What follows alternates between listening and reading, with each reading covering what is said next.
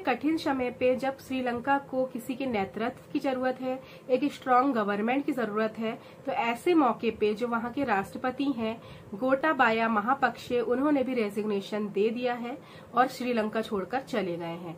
और इस वजह से जो लोगों का आक्रोश है वो भी बहुत ज्यादा बढ़ गया है, लोग राष्ट्रपति भवन तक पहुंच गए हैं। Hello friends, once again welcome back to my channel. कैसे हैं आप सभी? आई होप आप सभी बहुत अच्छे होंगे। मेरे चैनल रियल फैक्ट्स विद रुचि में आप सभी का बहुत बहुत वेलकम है। दोस्तों, आज मैं फिर हाजिर हूं एक बहुत ही ज्यादा इंफॉर्मेटिव वीडियो के साथ एंड आशा करती हूं ये वीडियो आपको जरूर पसंद आएगा। तो अगर अभी तक आपने मेरे चैनल को सब्सक्राइब नहीं किया है तो प्लीज इसे सब्सक्राइब करें एंड बेल आइकन को प्रेस करना ना भूलिए। दोस्तों, आज की वीडियो में हम डिस्कस करेंगे श्रीलंका क्राइसिस के बारे में। श्रीलंका क्राइसिस के मुख्य कारण क्या है, the factors which is responsible for Sri Lankan crisis we discuss in this video. तो चलिए स्टार्ट करते हैं आज का वीडियो। श्रीलंका क्राइसिस को डिस्कस करने से पहले मैं यहाँ पर कुछ फैक्ट्स रखना चाहूंगी श्रीलंका की हिस्ट्री को लेकर। तो दोस्तों, आप लोग जानते ही हैं कि श्रीलंका पहले इंडिया का हिस्सा था और 1948 में 1948 में श्रीलंका इंडिया से निकलकर श्रीलंका एक नया देश बना और एक इंडिपेंडेंट कंट्री के रूप में सामने आया। इंडिया का जो साउदर्न पोर्शन था, जो दक्षिण भारत था दोस्तों, वही आगे चलकर श्रीलंका के नाम से जाना गया।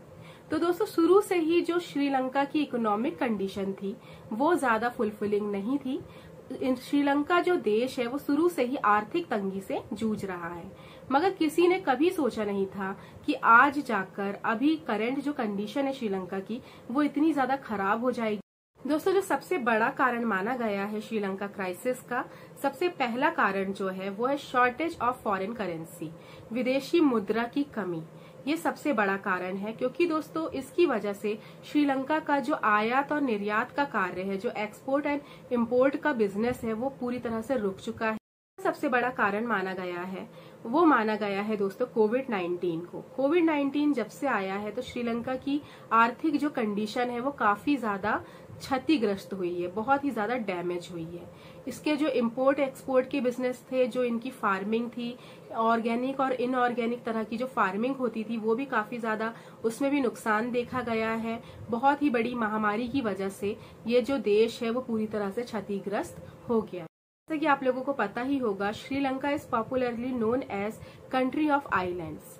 इसे महाद्वीपों का देश के नाम से जाना जाता था।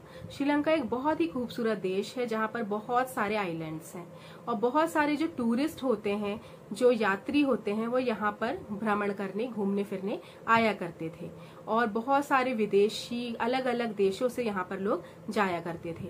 बट जब से कोविड महामारी आई है, यहाँ पर बहुत ही ज्यादा टूरिस्ट अब बहुत ही ना के बराबर देखने को मिलते हैं, जिस वजह से भी इसे आर्थिक तंगी की वजह से गुजरना पड़ रहा है और यह भी एक कारण है श्रीलंका के क्राइसिस का। तो श्रीलंका क्राइसिस के जो अन्य मुख्य कारण हैं उनमें से एक है बॉम्बिंग और बम धमाके, जो कि 2019 में चर्च में किए गए थे ईस्टर के मौके पर, जिससे भी उस समय काफी ज्यादा नुकसान हुआ था। फाइनेंशियली भी और फिजिकली भी श्रीलंका को इस समय बहुत ही ज्यादा नुकसान उठाने पड़े थे। इसे भी फाइनेंशियल क्राइसिस का, श्रीलंका क्राइसिस का एक बहुत ही बड़ा फैक्टर माना गया। श्रीलंका की जो महंगाई है वो आजकल आसमानों पर पहुंच गई है। दूध, अनाज, खाद्य पदार्थ, रोजमर्रा में काम आने वाली जितनी भी चीजें हैं वो बहुत ही ज्यादा महंगी हो चुकी है। पेट्रोल, डीजल, गैस सिलेंडर ये बहुत ही ज्यादा महंगे हो गए हैं।